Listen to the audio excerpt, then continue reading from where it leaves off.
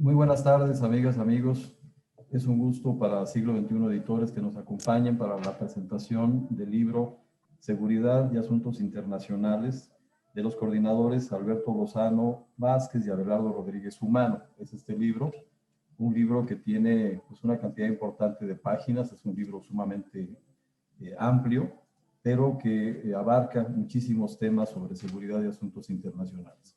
Para presentar el libro le agradezco muchísimo a Elodie Brun, que nos acompaña desde París, tengo entendido, o desde Francia por lo menos, no sé si está en París, y a Marcela López Vallejo también, muchísimas gracias Marcela, Elodie, y por supuesto a los coordinadores, Abelardo y Alberto, muchísimas gracias por estar con nosotros. Gracias. Vamos a dar inicio, le voy a ceder la palabra a Elodie Brun. Elodie Brun es doctora en ciencia política con especialización en Relaciones Internacionales del Sciences Po París. Actualmente es profesora investigadora del Centro de Estudios Internacionales, el CEI, del Colegio de México y miembro del Sistema Nacional de Investigadores Nivel 1. Sus líneas de investigación son las relaciones sur-sur, el multilateralismo y las políticas exteriores de América Latina y el Caribe.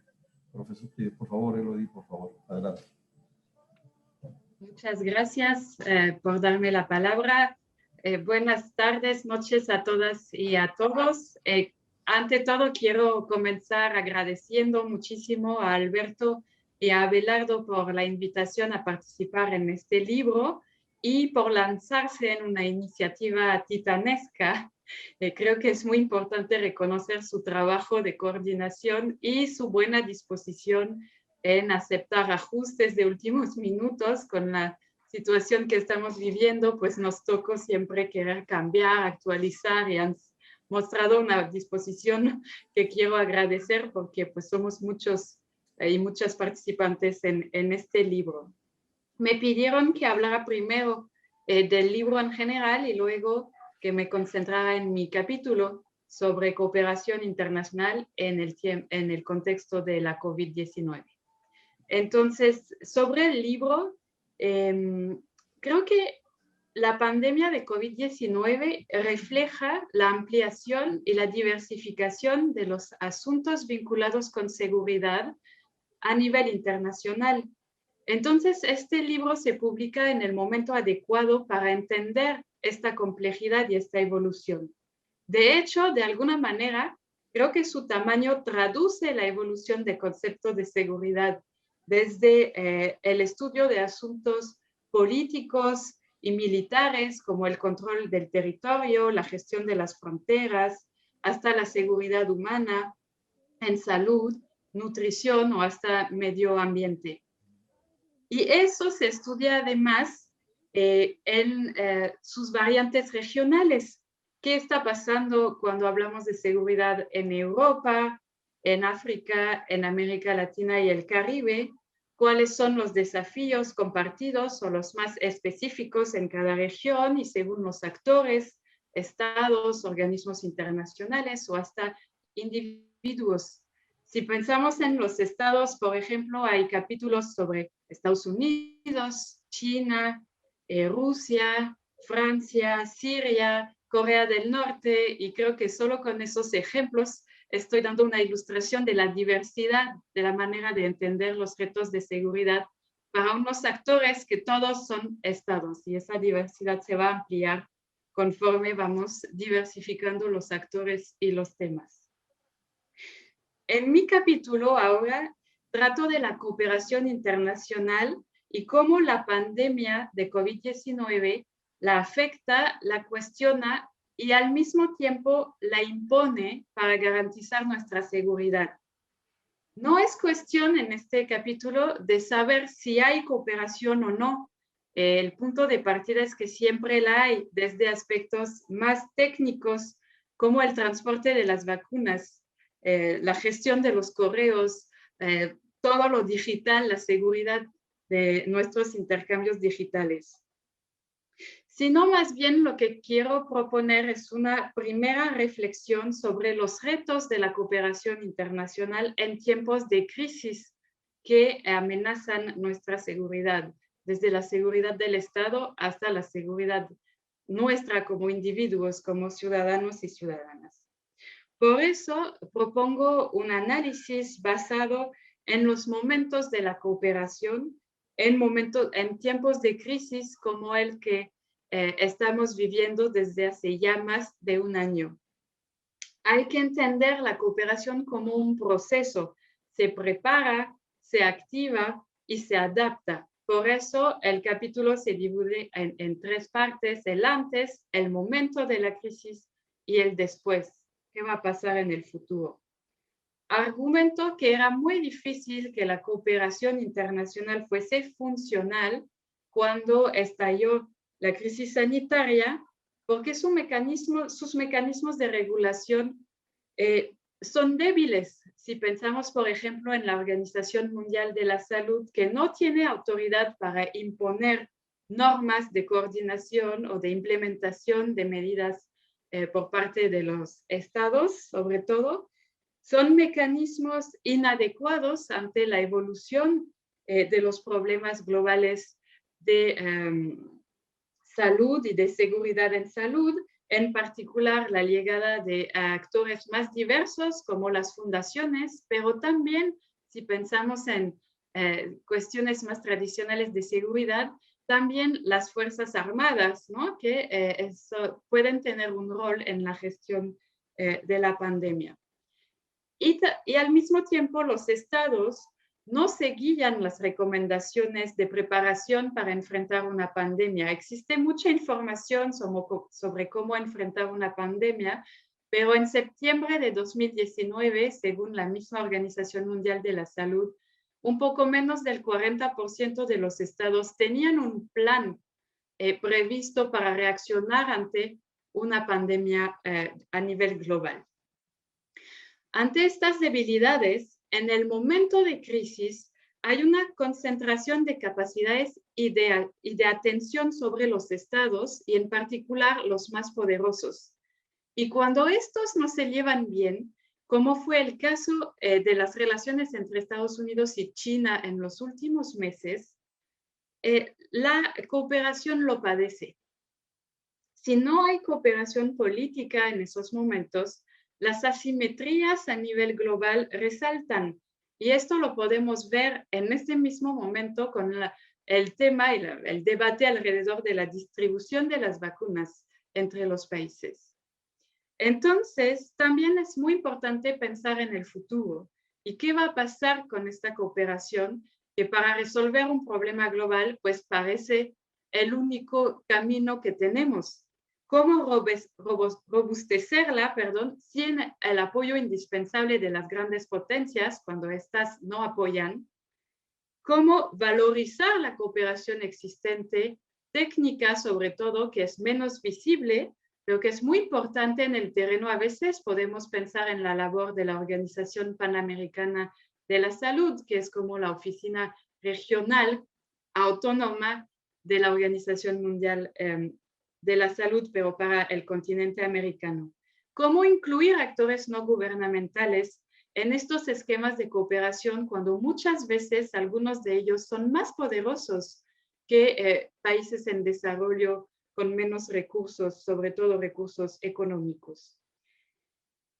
Y sobre todo, quisiera concluir con una pregunta un poco de apertura. ¿Qué nos conviene como ciudadanas y ciudadanos en un mundo interdependiente, donde todas y todos dependemos de las y los demás para nuestro bienestar y nuestra seguridad?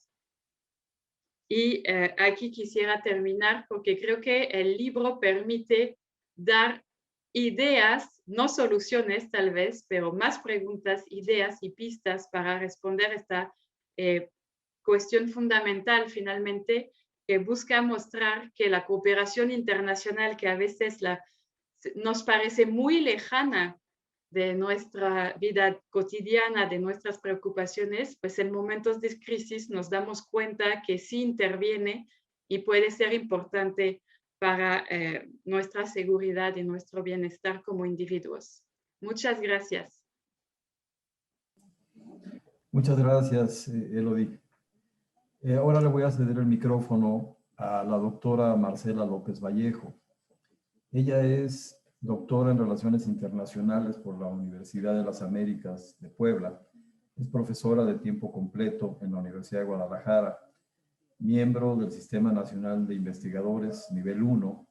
Sus líneas de investigación son gobernanza, políticas ambiental, climática y energética regional en América del Norte. Por favor, Marcela, adelante. Muchas gracias. Antes que nada, quiero agradecer a los coordinadores, a Alberto Lozano Vázquez, a Bernardo Rodríguez Humano, y por supuesto a ti, José María, por ayudarnos a crear esta obra que sin duda es importantísima hoy en día, no tanto por la cantidad de capítulos, sino por la calidad de ellos, y porque además conjunta pensadores y colegas académicos, tomadores de decisiones de diferentes áreas que ejercen y practican o estudian la seguridad en nuestro país y en algunas otras partes del mundo. Entonces, creo que es una obra fundamental y además, bueno, es una obra que, como ustedes saben, el conocimiento pesa y pesa mucho. Es una obra grande, ¿no? Pero a la vez muy sintética. Y aquí quisiera rescatar 3 puntos en general de la obra, ¿no? Uno es que muy humildemente los coordinadores en la introducción dicen que el libro tiene limitaciones, siendo una de ellas que se privilegia la amplitud en vez de la profundidad. Y yo como autor estoy en desacuerdo. ¿Por qué? Porque creo que a pesar de que los capítulos son cortos, digo, no son el típico capítulo de 30 hojas, ¿no? O artículos más grandes o libros completos de un solo tema. A pesar de eso, para mí como autora me representó un gran reto reducir todo un tema que vinculaba la seguridad con, en mi caso, medio ambiente, a pocas páginas, y eso me obligó a quitar la paja del texto, o sea, quitar todo lo que sobra, que uno a veces le pone ahí de su cosecha. Y entonces me obligó, y supongo que a muchos de los capítulos, la mayoría de ellos son así, son muy contundentes, muy concisos, muy al grano, y entonces eso de la amplitud pues queda desfasado, porque sí, aunque son cortos y son muchos, cada uno de ellos se va directo al punto, directo al grano en la vinculación de la seguridad con diferentes temas, ¿no? Y regiones. Entonces, creo que ese debate es falso entre amplitud y profundidad, porque además, un ejemplo de profundidad tiene que ver con que todos los autores, los 80 capítulos de este libro, con más de 90 autores, son expertos en el tema, entonces realmente aportan profundidad al análisis, aunque en cuestiones de texto sean cortitos. Creo que este libro es bastante profundo, ¿no? En ello. La segunda cosa que quisiera rescatar es que también este libro no podía ser de otra forma, como lo pone claramente Elodie Brun. El concepto base de este tema propuesto en la introducción es una seguridad ampliada. Es decir, no estamos pensando en una seguridad que tiene que ver solamente con el ejército, con una guerra, con un conflicto, etcétera, ¿no?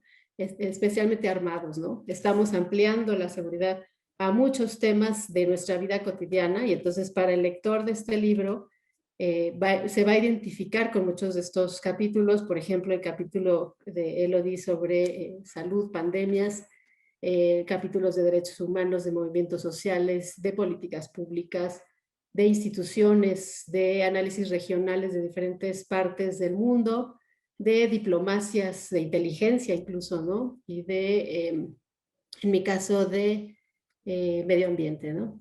La última cosa en general de la obra que quisiera más que rescatar es una solicitud. Es que pensando a futuro, yo veo este libro como uno de los pilares del conocimiento sobre seguridad en español, ¿no? Ya sea en América Latina o en España o en otros lugares. Y por ello, me gustaría, y esto no es una crítica, es una propuesta para la siguiente edición, ya estamos pensando en lo que sigue, incluir, como bien lo dicen los coordinadores, pues temas de crimen organizado y sobre todo a encontrar algún mecanismo de diálogo entre los capítulos, porque eso es lo que yo vi. Muchos de los capítulos dialogan entre sí sin proponérselos. Entonces, quizá haciendo uso de plataformas de este tipo, poner a dialogar los capítulos en productos innovadores y diferentes Y creo que este libro es el principio de un gran proyecto a largo plazo. En mi capítulo tiene que ver con seguridad y medio ambiente.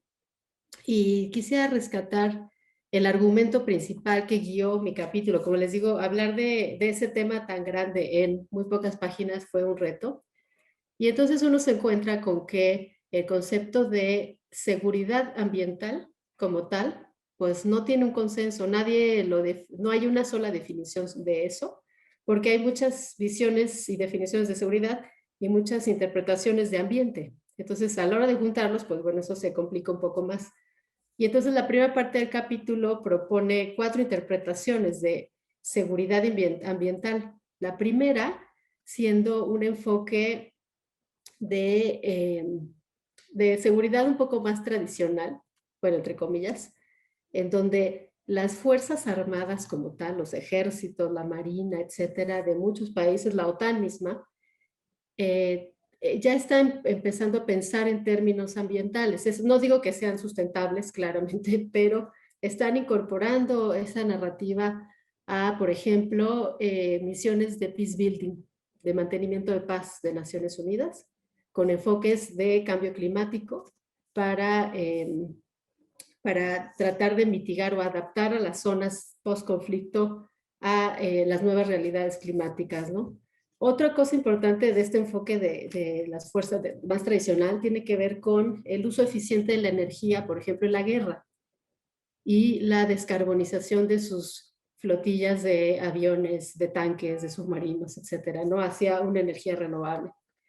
Otra iniciativa de seguridad tradicional, que es como que la más difícil de concebir en un contexto ambiental, es la creación de parques de paz, que son parques naturales de conservación transfronterizos en zonas de conflicto, ¿no?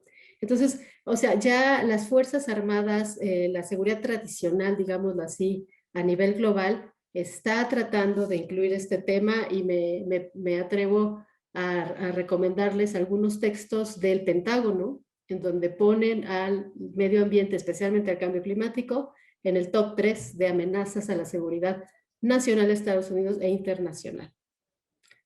Otro enfoque para abordar las amenazas ambientales, ¿no? La seguridad ambiental, tiene que ver con los mercados, con la relación de producción-consumo. Y en este escenario se amplía también la gama de afectados y de responsables, ¿no? Tanto que podemos hablar de seguridad, de amenazas ambientales globales, regionales, locales, transnacionales e incluso individuales. Cada uno de nosotros bajo este enfoque puede ser víctima de algún problema ambiental, alguna amenaza ambiental, y piénsenlo en términos de acceso a agua potable, contaminación de ríos y el efecto de su salud. Inundaciones, imagínense en puertos específicos que son fundamentales para el comercio internacional. Hay un índice global de riesgos de ciudades y está Beijing, Nueva York, Ámsterdam, Miami, etcétera, ¿no? Entonces, los centros comerciales de intercambio o las islas, Reino Unido, etcétera, ¿no? Entonces, eso es una amenaza que tiene que ver con la relación de producción-consumo, es decir, se amenaza nuestra forma de producir, de consumir nuestra economía, nuestras economías, ¿no? Otro ejemplo de esta relación pues tiene que ver con pues, las migraciones ambientales. ¿Qué pasa cuando yo ya no puedo sembrar en mi tierra porque pues ya no hay, ya el lago se secó, ya el clima cambió, pues tengo que migrar? Y ese es un problema transnacional brutal que tiene un origen climático, que tiene un origen ambiental y de producción. El tercer enfoque, que es un poco más crítico, tiene que ver con qué tanto de esto genera exclusiones y vulnerabilidades. Es decir, las amenazas son que se privilegia y se incrementa la desigualdad en el mundo. Y les pongo nada más un dato que está en el capítulo. En la segunda década del siglo XXI, o sea, de 2010 a 2020, solo el 20% de la población mundial, 20% de la población mundial consume el 76% de los alimentos. Irónicamente, para el 2050, pues se necesitará duplicar la producción de alimentos. ¿Y esto qué tiene que ver con las amenazas ambientales? Que para esa duplicación, pues, de los alimentos, pues necesitamos tierra para sembrar, o sea, necesitamos talar bosques y selvas. Uruguay, por ejemplo, se ha convertido en un campo de soya generalizado. Costa Rica es el principal exportador de piñas de monocultivo, es decir, han talado su selva para producir y exportar piñas que comemos aquí en México y que consumimos en el mundo. Solamente en el siglo XXI, en estos 20 años, se han perdido 60 millones de hectáreas de bosques y selvas solamente para cultivos de comida, ¿no? Entonces, es un problema ambiental que genera exclusiones y que entonces amenaza a ciertas sociedades, países, incluso regiones, ¿no? Y la última parte del capítulo, perdón, la cuarta explicación tiene que ver con cómo hemos impactado a nivel planetario, a nivel global, el medio ambiente.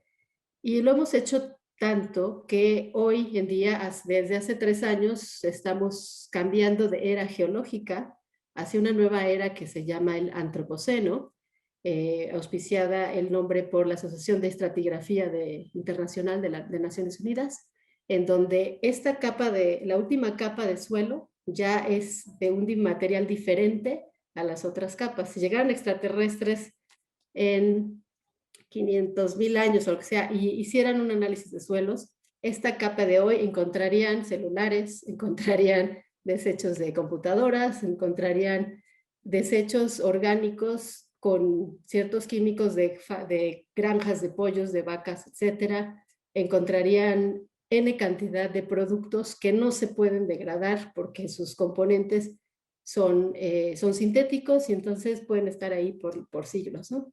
Es decir, hemos cambiado ya nosotros el planeta y entonces esto genera amenazas claras, ¿no? Porque entonces pues nos tenemos que ir adaptando y la forma de adaptación pues es diferente para cada sociedad, ¿no?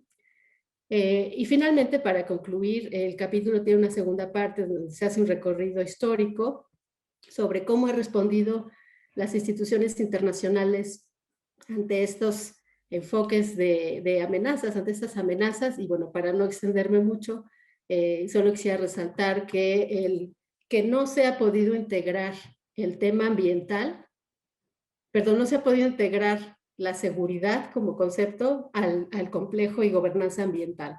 Eso no se ha podido hacer. Lo que sí se ha podido hacer es integrar el medio ambiente al pensamiento y al complejo epistémico y el complejo de tomadores de decisiones de la seguridad. Es decir, la seguridad se ha ampliado un poco más para incluir medio ambiente, pero medio ambiente no se ha abierto a la seguridad. Entonces, todavía hay un problema institucional ahí muy fuerte en donde cada uno de nosotros podemos presionar para que ambas agendas internacionales y o nacionales puedan colaborar entre ellas, ¿no? Y bueno, muchísimas gracias por la invitación y los invitamos a leer el libro. Muchísimas gracias, Marcela. Muy, muy interesante todos sus comentarios. Y bueno, ahora quiero cederle el uso de la palabra a los coordinadores del libro, a Alberto Lozano y a Abelardo Rodríguez. Le cedo en primera instancia a Abelardo. Abelardo es doctor en Relaciones Internacionales y Política Comparada por la Universidad de Miami. Profesor investigador del Departamento de Estudios Internacionales en la Universidad Iberoamericana de la Ciudad de México, miembro del Sistema Nacional de Investigadores, nivel 2, y vicepresidente de la AMEI, la Asociación Mexicana de Estudios Internacionales.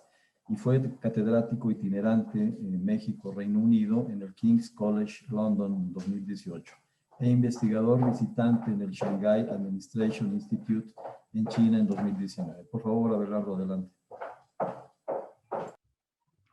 Muchas gracias, José María.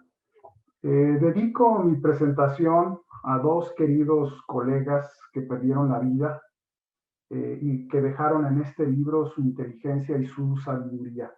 Al doctor Javier Riojas, quien escribió sobre cambio climático, y a la doctora Mónica Trujillo sobre feminismo y seguridad, a quien se le está celebrando un seminario en su memoria. Una aclaración. Mi presentación apenas es una probadita al banquete intelectual que ponemos a consideración y me resulta imposible mencionar las aportaciones de todos y todas las colegas en esta obra colectiva. La única posibilidad para solventar esa laguna es que los lectores puedan adquirir el libro y disfrutar tanto como un servidor en estos años que he trabajado el proyecto junto con el doctor Alberto Lozano, a quien agradezco su generosidad, profesionalismo y obsesión por los detalles. Asimismo, agradezco a todas las autoras y autores, en particular a Elodie Brum, que nos acompaña, y a Marcela Vallejo, el día de hoy. Y así como a todos los que hicieron posible este libro, a la editorial Siglo XXI y en especial a su gerente general, José María Castro, y a todo el equipo editorial de esta imprescindible casa editorial en América Latina. A la MEI y su presidente, Damaso Morales, a la Universidad Iberoamericana y actual directora del Departamento de Estudios Internacionales, doctora Valeria Valle, a los comentaristas expertos, Sergio Aguayo del Colegio de México, Lucia Damer de la Universidad de Chile, Matthew Carnes de la Universidad de Georgetown, que acompañan la cuarta de forros del libro, y a Lawrence Whitehead de la Universidad de Oxford por el prólogo. Al público en general y a mi familia, y en especial a Belén y a Davidcito. Me acerco a este libro como una encrucijada. La inteligencia es la capacidad para resolver problemas. En este libro, Tomás Martínez ha redefinido algunos de los instrumentos que me resultan apremiantes para intentar dar respuesta a la tormenta en marcha, que es la inteligencia múltiple y o vital, generar una especie de coexistencia entre las emociones del individuo y la razón, así como la generación de una armonía con otras especies vivas, la humanidad, los animales y los vegetales, y reconocer los problemas que tienen los seres humanos de asumirse con un sentimiento de superioridad sobre otras especies y ecosistemas. Porque, como asegura el autor, la inteligencia de las potencias hegemónicas que han producido los estados periféricos han sido perpetuar la guerra y la violencia, vaciando a la sociedad de su intuición y el manejo del riesgo y el peligro. De la mano de este argumento, es importante mencionar que una de las principales amenazas a los 8 ecosistemas y los cerca de 7.7 mil millones de habitantes es precisamente el ser humano, y en especial las élites y corporaciones, en detrimento de cualquier equilibrio en el ciberespacio o en los sistemas financieros, degradando los ecosistemas, la salud, la alimentación y la vida del planeta. Una explicación que podríamos resumir así: en la perspectiva de la historia de la biosfera, desde el aprendizaje con el uso del fuego, pasando por la domesticación de las plantas y los animales, hasta la carrera espacial y nuclear, la aparición del hombre en la Tierra ha servido para manipular lo mismo el suelo que el agua y el ciberespacio. Sin embargo, la manipulación de procesos naturales ha crecido en frecuencia e intensidad hasta alcanzar la biosfera misma. Las consecuencias de dicha osadía ponen en peligro la vida en la Tierra. El ataque del hombre al medio ambiente es tan brutal que coloca en riesgo los equilibrios en los 8 ecosistemas que ni todos los estados o todas las instituciones internacionales hasta el momento han sido capaces de frenar. Todo lo contrario. Según David Hillel, la especie humana, como la conocemos en los últimos 13.000 años, y particularmente desde la Revolución Industrial y las 2 últimas guerras mundiales, parece que está conduciendo en estado de ebriedad, en medio de la noche y sin luces. Con esta encrucijada, el libro, nos acercamos desde las relaciones internacionales y los estudios de seguridad. De ahí un componente esencial tiene que ver con las teorías de RI.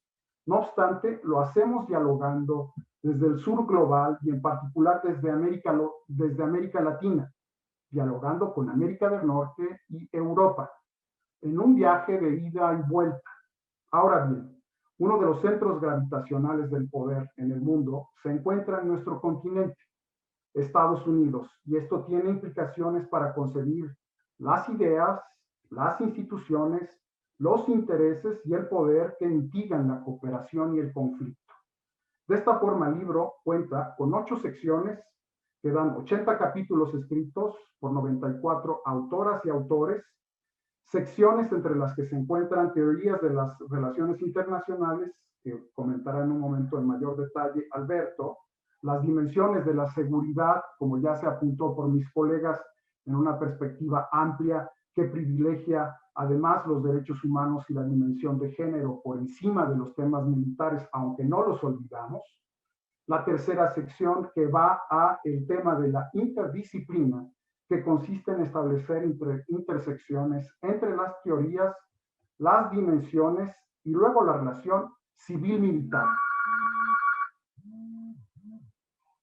La relación civil-militar, la seguridad nacional, la política exterior, la diplomacia cultural, la diplomacia subnacional, la geopolítica, la gran estrategia, la geopolítica crítica y la inteligencia.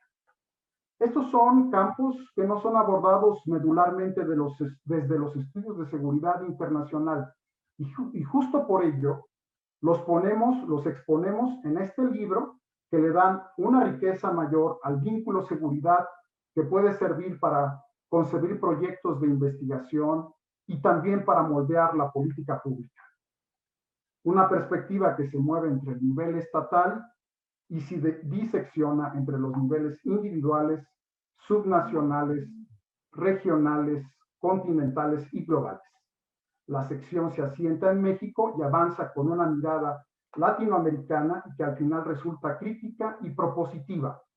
Aspectos en los que las culturas, los saberes, las emociones y las comunidades aportan a los contornos nacionales y globales una personalidad propia y diversa desde América Latina. Estoy convencido que esta organización puede ser de utilidad para la sociedad, para las universidades, pero también pueden coadyuvar desde visiones críticas a la formación de cuadros en el servicio exterior, a las Fuerzas Armadas, la sociedad civil y la prensa en América Latina. Pero en realidad van más allá. Al repensar al continente, esa es la apuesta. Repensar y establecer matices con las aproximaciones al concepto de seguridad en el sentido conceptual y práctico y en los niveles individual, local, nacional, regional, continental y global. Con base en lo anterior, existen otras secciones como las amenazas, las Américas, instituciones, regiones y la política mundial. Sobresale Estados Unidos, China, Rusia y Francia. Queda claro que Estados Unidos viene en descenso. Ya es disputado en nuestro continente y en otras regiones por China y Rusia. La visión estatal es insuficiente. La geopolítica y la gran estrategia ponen en el poder a las regiones en la dimensión más justa en el siglo XXI, ya que cuentan con miradas continentales y globales y chocan con la visión estatocéntrica. Por otra parte, el libro proporciona un inventario desde distintos enfoques en América del Norte. No obstante, el libro está anclado desde México. La relación con Centroamérica, los Andes, la Amazonia, el Cono Sur y la militarización, incluyendo la historia, las relaciones interamericanas, el despojo y el genocidio de las comunidades indígenas, y de ahí incluso a la carrera espacial.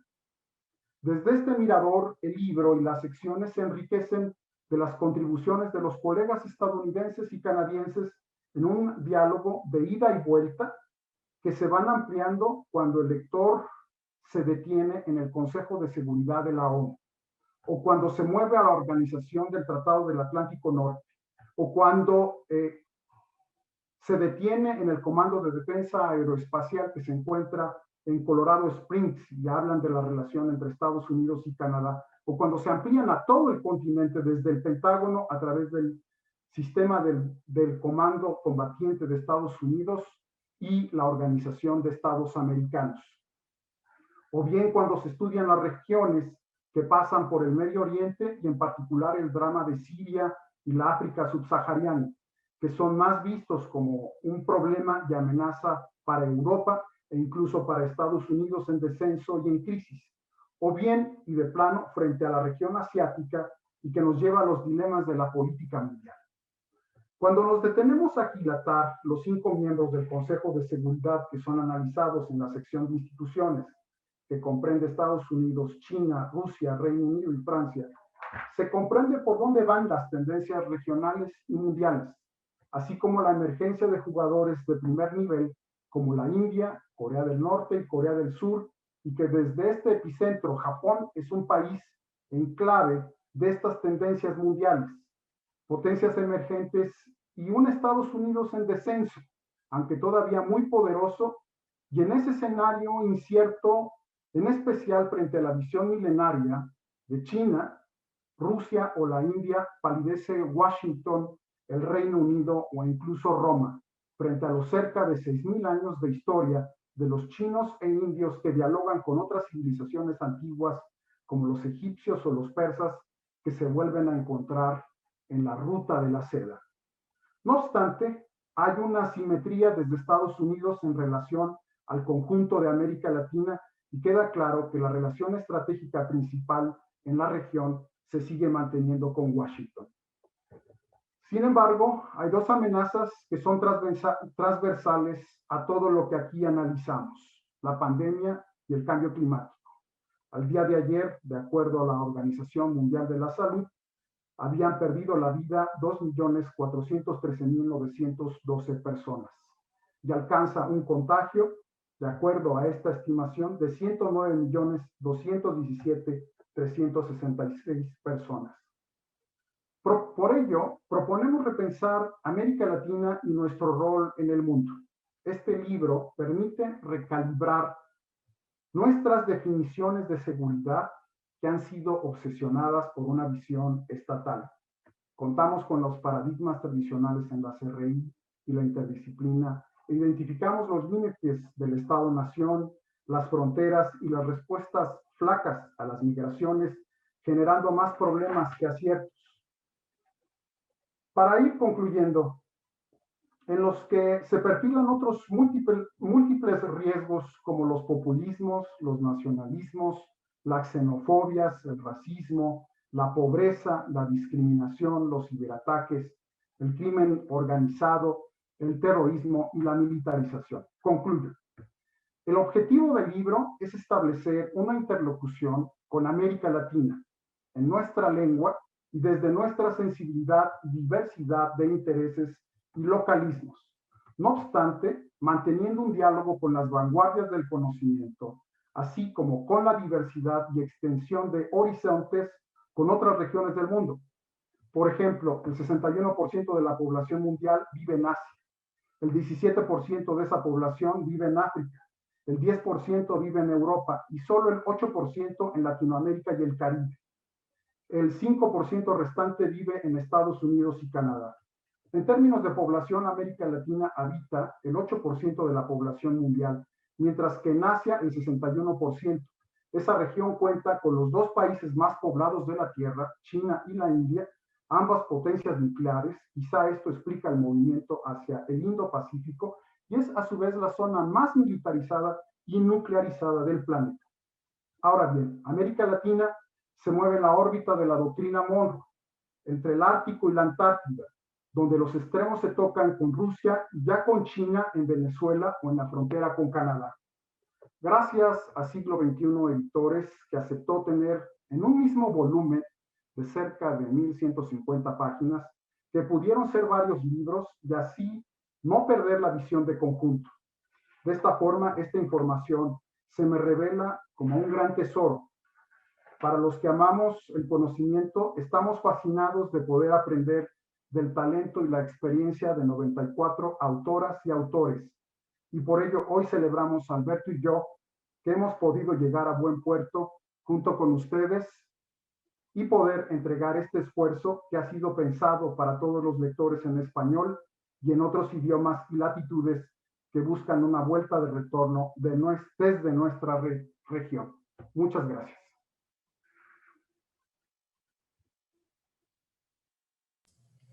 Muchas gracias a ti, Abelardo, por tus por tus comentarios, tus palabras sobre el libro, y a Siglo XXI no tienes nada que agradecerle, al contrario, pues Siglo XXI siempre ha procurado publicar libros serios, libros que impacten y que desarrollen el pensamiento y la cuestión crítica a todas las personas. Sí, lo vimos así, un libro demasiado grande, pero luego entendimos la propuesta de ustedes, que es un libro que abarca todo y que además está muy bien basado, muy bien fundamentado y tiene pues, tesis muy profesionales, muy completas. Entonces, al contrario, esperamos que sea un libro de cabecera para todos los estudiantes y para todos los profesionales en esta materia. Bueno, pues ahora quiero cederle al doctor Alberto Lozano el uso del micrófono. Él es doctor en estudios internacionales y política comparada por la Universidad de Miami.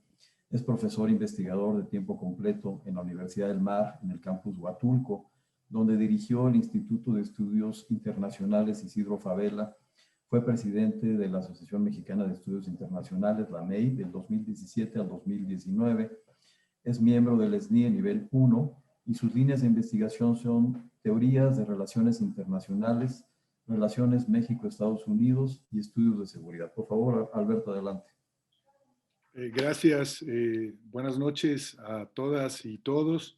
Estamos muy contentos de poder presentar esta obra, considero tan vasta como sustancial. Inicio por mis sinceros agradecimientos. Yo voy a insistir en agradecer también a Siglo XXI, editores, por la confianza en el proyecto, a don Jaime Labastida, a don José María, a todo el staff editorial, Ricardo, Olga, Ana, Luis e Iván. Muchas gracias por todo su trabajo. Igualmente gracias a la Asociación Mexicana de Estudios Internacionales, AMEI, institución coeditora, especialmente al maestro Damaso Morales, su actual presidente, y a su comité ejecutivo por los apoyos complementarios, financieros y logísticos para culminar esta publicación. A mi casa de estudios, la Universidad del Mar, debo decir, me apoyó en múltiples maneras en este proyecto. Actualmente me sigue apoyando en la distribución de los ejemplares. Y un especial agradecimiento a los 94 autoras que participaron, investigadores académicos, diplomáticos, funcionarios y militares, todos de alta calidad y especialistas en los temas de seguridad que con su prestigio y análisis hacen posible esta publicación.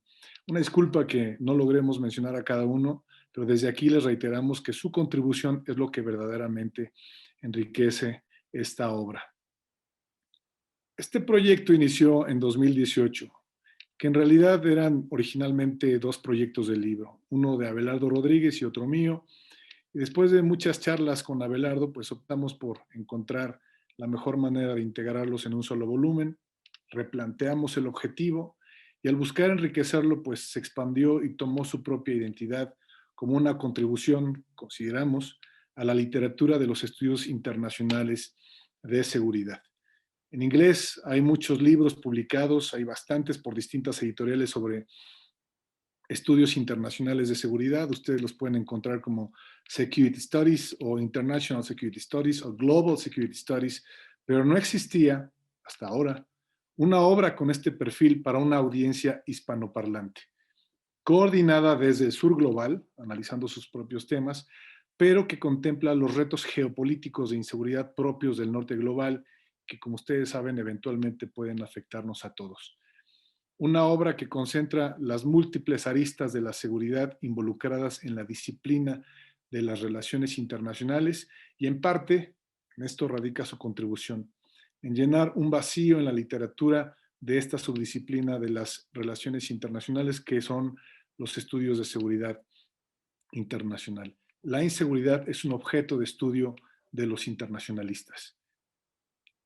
Como objetivo general nos planteamos producir un libro con una visión muy comprensiva de la seguridad en español, pues fue coordinado desde México, que concentrara en un solo volumen una amplia diversidad de temas de las relaciones internacionales cuya espina dorsal o cuyo eje central fuera la seguridad, que fuera útil a los miles de estudiantes de la carrera de Relaciones Internacionales en México y América Latina, que simultáneamente también pudiera ser un instrumento o un recurso para los tomadores de decisiones en las burocracias, en las Fuerzas Armadas o en los cuerpos diplomáticos, ¿no?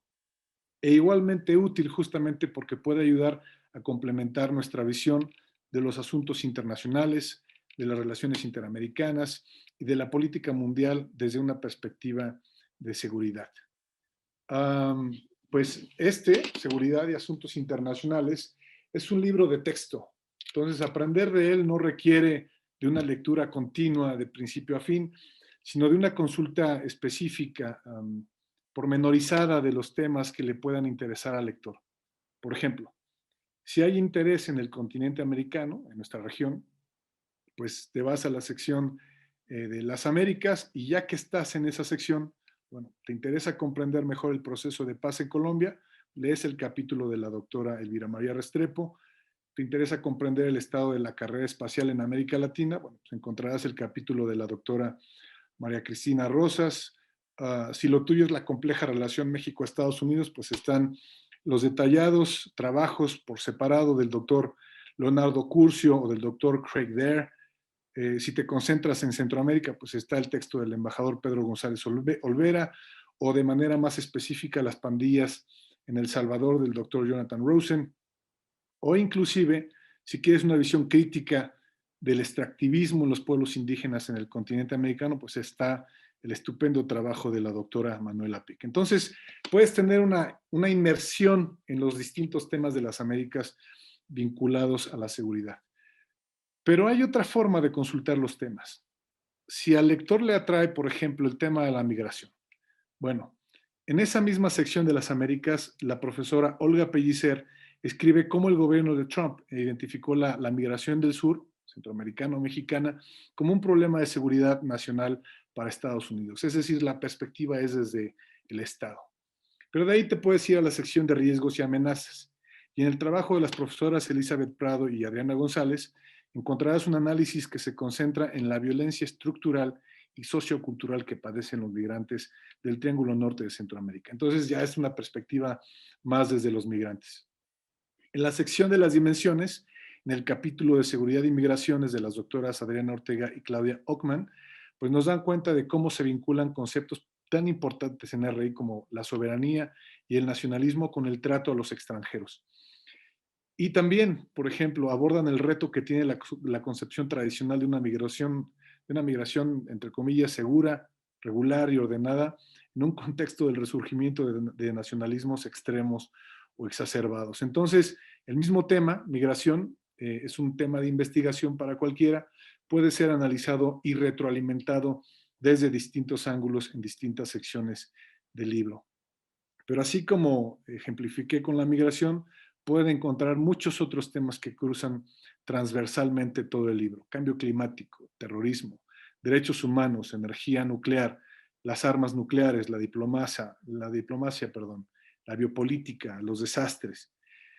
Y esto, digamos, esta identificación de temas, pues me lleva a comentarles que hay además otra búsqueda, otra forma de búsqueda e identificación temática, que me parece que es un plus en el libro. Y es que este libro cuenta con un índice analítico de más de 1,400 referencias. Palabras clave que pueden facilitar la búsqueda a cualquier lector. Pueden buscar regiones, países, autores, instituciones o palabras de interés, por ejemplo, poder, miedo, globalización, guerrilla, tecnología, coronavirus, securitización. Se busca la palabra y ahí te indica las páginas donde aparece. Este índice analítico me parece que es un instrumento que puede ser de alta utilidad para los lectores. Bueno, como hay que dejar tiempo para algunos comentarios más, y también me gustaría atender las observaciones de Marcela sobre la cuestión del debate entre amplitud y profundidad, quisiera cerrar con unas pinceladas de la sección teórica y de la sección de las dimensiones.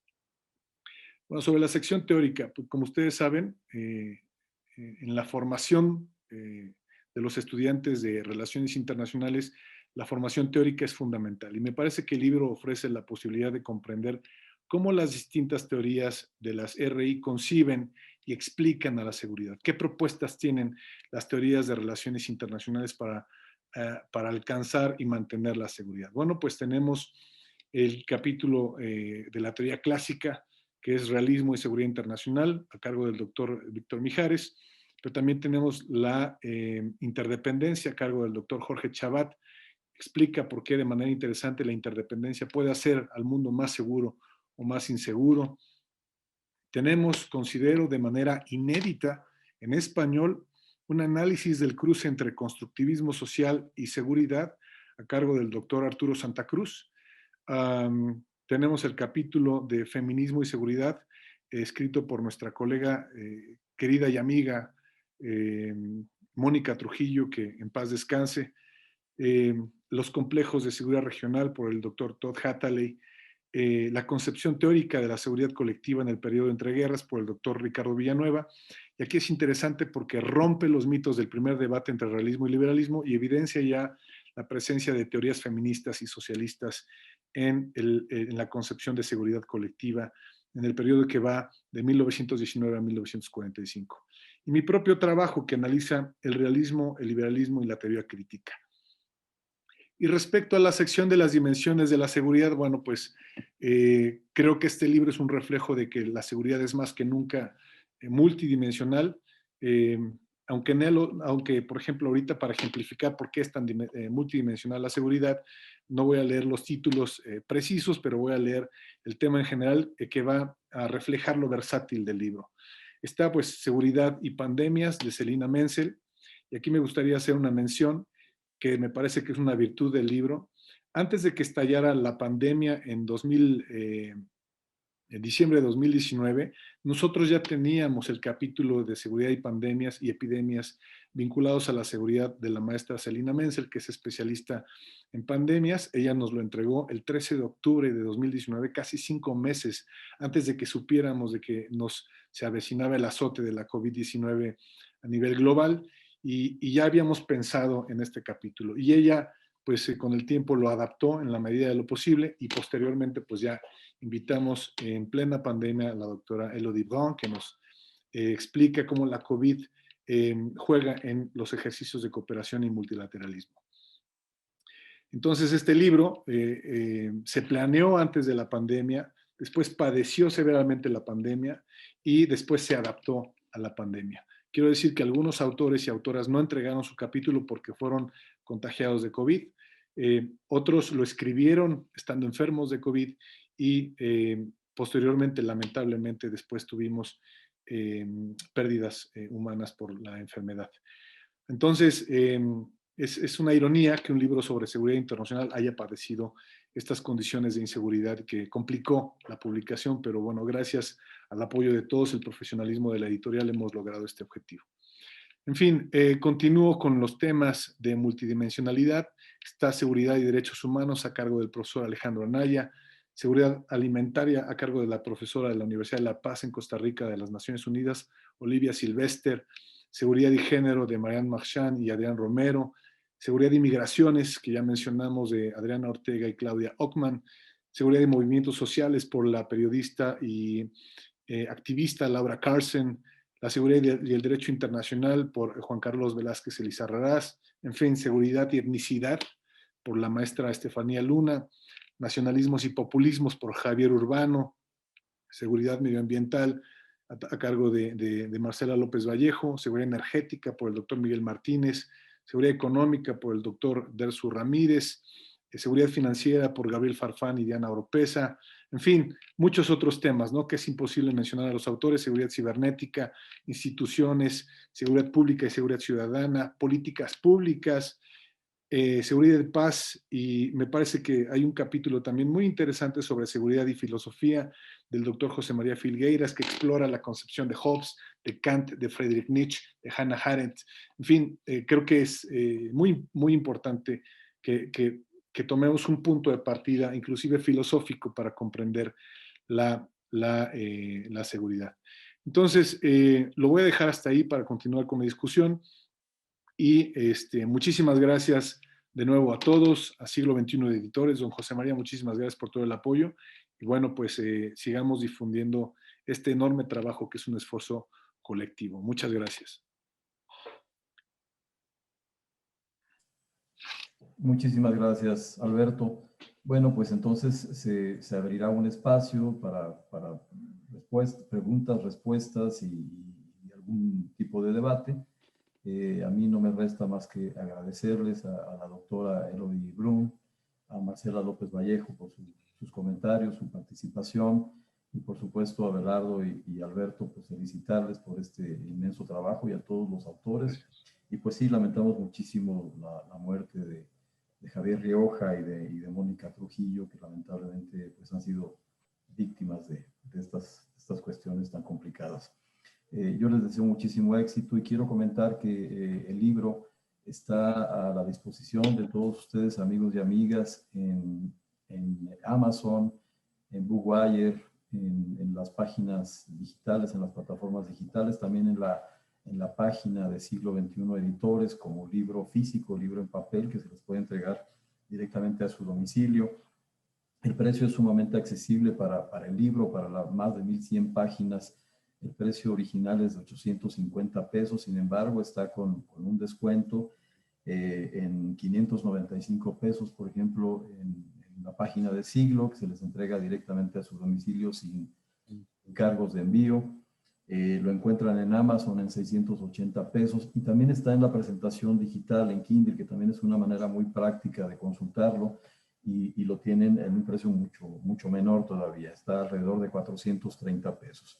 En librerías, dada la situación en la Ciudad de México y en todo el país, recientemente se están abriendo, y pronto estará también disponible en librerías. Pues no me resta más que agradecer. Muy buenas noches, Elodie. Buenas tardes a todos ustedes, Marcela, Alberto y Abelardo. Muchísimas gracias y mucho éxito para el libro. Ya. Don José María, si me permites hacer un último anuncio, si vamos a cerrar. Sí. Pues me gustaría dar una primicia aquí en esta presentación editorial.